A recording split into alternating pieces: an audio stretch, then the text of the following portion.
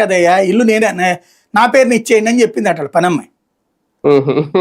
అంటే వాళ్ళు రాష్ట్రం వదిలేసి జనం వెళ్ళిపోతారు, ఇల్లు కూడా తీసేసుకుంటాం, వాళ్ళ కార్లు తీసుకుపోతాం అన్నట్టు. ఏదో యుద్ధం వచ్చినప్పుడు కనుక యుద్ధం ఓడిపోయిన తర్వాత పారిపోతుంటే వాళ్ళ ఆస్తులు లాక్కుండా పాకిస్తాన్ భారత్ గొడవలాగా చెప్పేశారు అక్కడ, వాళ్ళని రెచ్చగొట్టారు. మీకు అప్పుడు కొక్కట్పల్లిలో బోర్డులు కూడా పెట్టారు కదా సార్, గో ఆంధ్ర అని. అప్పుడు కవిత కార్యాలయంలో చేసి అప్పుడు పెద్ద హడావుడు కూడా అయింది కదా. అదే కదా, మీరు అందరు ఇక్కడ ఉండాలి నిజంగా అనుకున్నారు, తరివేస్తారేమో అందరినీ పంపేస్తారని అనుకున్నారు. అది ఆ ఫీలింగ్స్ క్రియేట్ చేశారు. అది సాధ్యం కాదని వాళ్ళకి తెలుసు, కానీ కాన్స్టిట్యూషనల్ గా సాధ్యం కాదని తెలిసి ఆ విధంగా రెచ్చగొట్టారు. దాంతోనే వాళ్ళు అంతగా ఫ్లేర్ అప్ అయ్యారు జనం. అంత అయిపోయాక గెలిచాక ఆకాంక్షలు వాళ్ళకి విపరీతమైన ఆకాంక్షలు చూపించారు. ఇప్పుడు మనకు గనక సూపర్ 6 చూపెట్టి ఏం లేకపోతే ఏంటని అడగట్లా, అట్లాగే అక్కడ బోల్డ్ అని చూపెట్టారు, అయిపోయింది. అవ్వల క్రమంగా అసలు నిజం అర్థం అవుతుంది.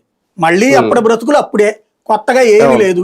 అదనంగా వాళ్ళు ఏం లాభపడిపోవట్లా, అర్జెంట్ గా కనీసం 1000 రూపాయల సంపాదన అదనంగా పెరిగింది ఏం లేదు, నిరంతరం మామూలుగా పెరిగే సంపాదన తప్పించి కొత్తగా ఏం సాధించారు అంటే స్టేట్ డివిజన్ తర్వాత కొంత మార్కెట్ డౌన్ అయింది అక్కడ బిజినెస్ పరంగా ఇట్లాంటిది.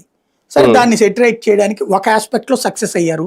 ఇరిగేషన్ ప్రాజెక్టులు అవి చేపట్టారు, చెరువులు అవన్నీ జాగ్రత్తగా పూడికలు తీసుకున్నారు, కాలువలు పెట్టుకున్నారు, ప్లస్ కాళేశ్వరం లాంటిది పెట్టి దాంతో పూర్తిగా సాగుకి ఉపయోగపడకపోవచ్చు. కానీ అంతకుముందు ఉమ్మడి ఆంధ్రప్రదేశ్ దేశంలో నెంబర్ 1గా ఉండేది. అప్పట్లో అత్యధిక పంటలు ఆంధ్ర ప్రాంతం నుంచి పండే. తెలంగాణలో మన మెట్ట ప్రాంతం రాయలసీమ